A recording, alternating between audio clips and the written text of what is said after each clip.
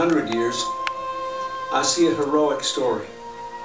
A story of good, hard-working, imaginative people, an exuberant people who built our country with their optimism and their prayers. A story of immigrants who dared to dream of what their lives and their children's lives might someday become. A story of a land where even a boy from a small town in Arkansas could hope to one day, someday, help make those people's dreams come true. I spent my first few years in Hope, being raised by my grandparents, my great uncle, and my great aunt, and the other members of my extended family. My father died 3 months before I was born, and my mother went to New Orleans to study nursing in order to give me a better life. There was no television back then, and nobody took vacations, so everyone's entertainment was just conversation. I grew up with storytellers, good ones.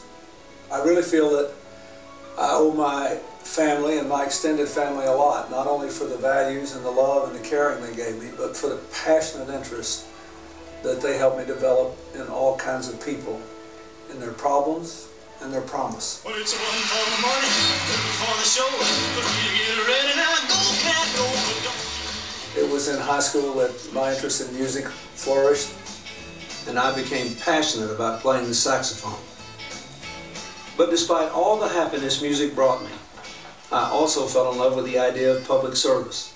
And in the end, I had to come to grips with the fact that I loved politics even more, and I thought I could do it better. Growing up in Arkansas in the 50s and 60s shaped my later political views in several ways. First of all, when I was a little boy hanging around my grandfather's store, I became aware of his commitment to treating everyone the same, whether they had money or not and whatever their race was. I was only 10 years old when I realized not everyone shared those ideals. When the Little Rock Central High School crisis broke, every person in Arkansas had to take sides. My poor little children will one day live in a nation where they will not be judged by the color of their skin, but by the content of their character. I have a dream today. I was home in Arkansas, in Hot Springs, listening as Martin Luther King told us of his dream that one day the children of former slaves and the children of former slave owners would sit down together at the table of brotherhood.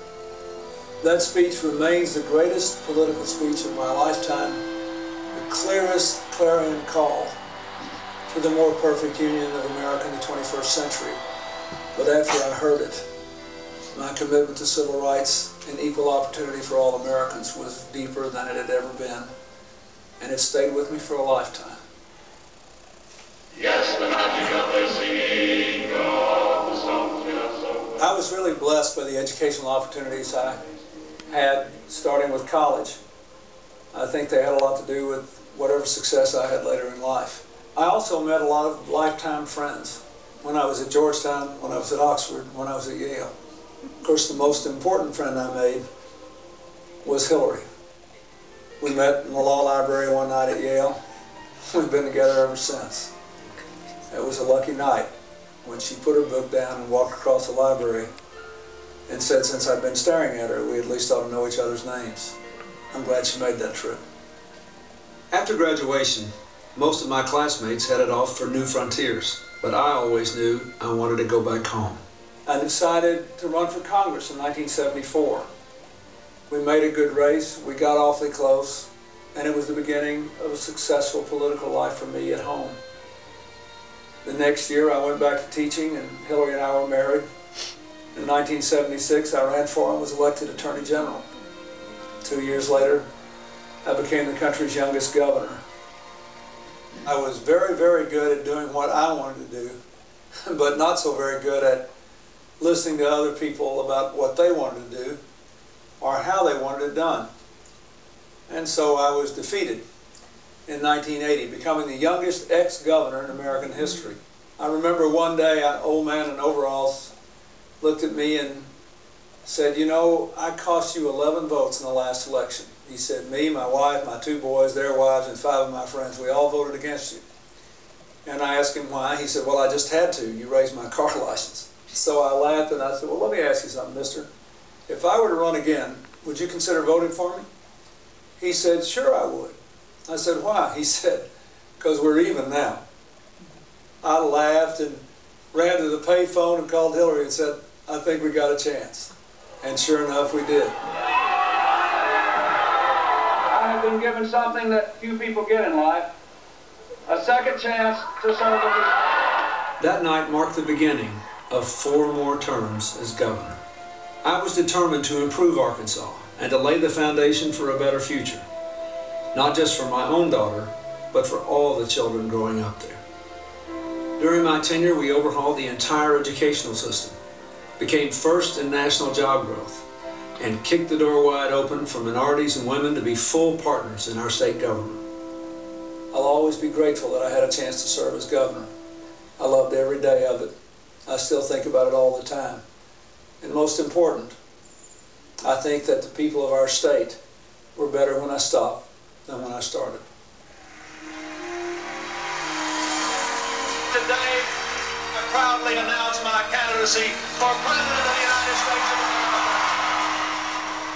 On October the 3rd, 1991, I entered the race for president. I was running nearly last in the polls at the time. We faced an unprecedented economic and social situation at home and a new world abroad: terror, weapons of mass destruction, racial, religious, ethnic conflicts. I determined to run because I thought I understood where America was at this moment in history. I offered the American people a new direction. We no longer can have a country where I worry about me, you worry about you, and they worry about them. We've got to be one country again, going up or down, together again. Bill Clinton is nominated as the candidate of the Democratic Party for president by acclamation. It was a campaign on fire. The American people knew we had to change. They knew we needed to have new ideas, a new direction, something that would work for all people, give everybody a chance to live their dreams.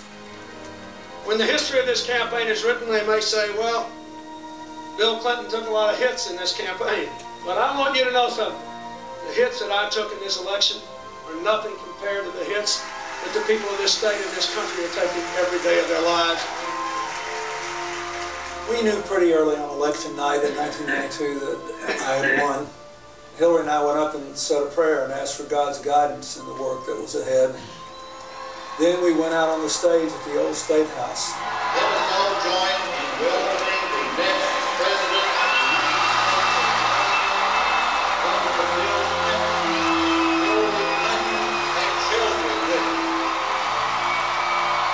It was an astonishing moment. I felt like the luckiest person in the world. I saw my mother's happy face. I hoped my father was smiling down on me from heaven. On this day, with high hopes and brave hearts, in massive numbers, the American people have voted to make a new beginning.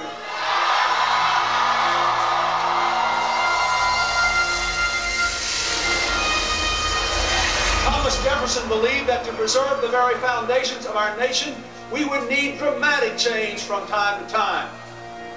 Well, my fellow Americans, this is our time. President Clinton has not stepped away from the American dream. Because we have acted, millions of children will be able to get medicine and see doctors for the first time. We cut crime with 100,000 community police and the Brady Law. Because of our determination, millions of young Americans will be able to go on to college. We have built a new economy. The lowest unemployment rates in 30 years, the lowest poverty rates in 20 years, with over 20 million new jobs. My fellow Americans, the state of our union is the strongest it has ever been.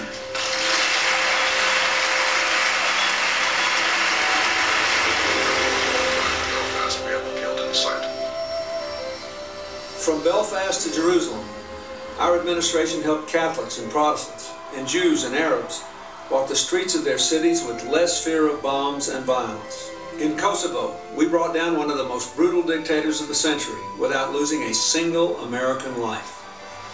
It is time for us to say that it is no longer acceptable to discuss women's rights as separate from human rights. During my travels as president, I was touched by America's ability to fire the imagination, lift the hopes, and stiffen the spines of freedom-loving people everywhere.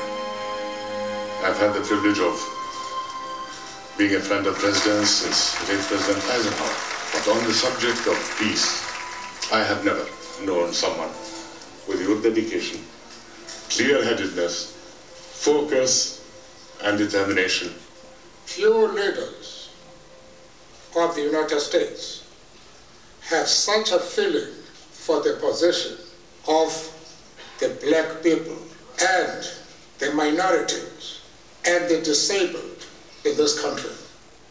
History will record that few have worked more tirelessly or more effectively than the President of the United States to prevent the breakdown of the peace process. You should have seen the way he was received by the General Assembly of the United Nations. The applause was spontaneous and overwhelming.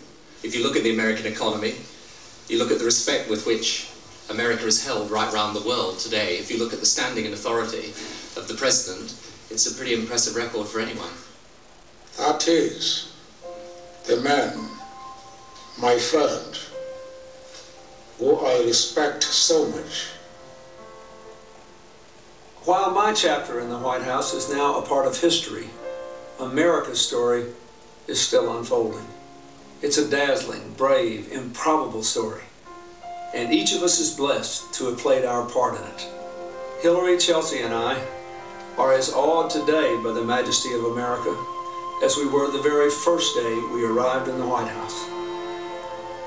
It's been an interesting, exhilarating, challenging, sometimes fun, and always rewarding journey. One that began in a place called Hope and led us not only to peace, but to the longest period of prosperity in the life of our country.